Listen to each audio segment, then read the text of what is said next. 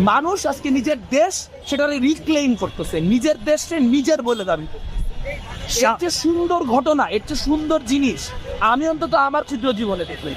ওনার পালাই যাওয়ার বিষয়টা আবার শুধু একটা জিনিসই মাথায় আসছে, যে ওনার একটা কথা খুব প্রচলিত, শেখ হাসিনা পালায় না, শেখ হাসিনা কখনো পালায় না, কিন্তু আপনার শেখ হাসিনাও মালা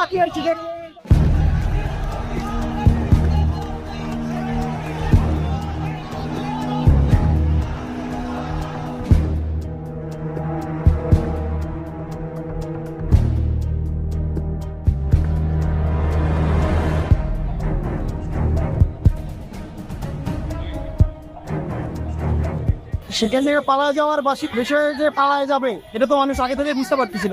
কিভাবে বুঝতে পারতেছিল?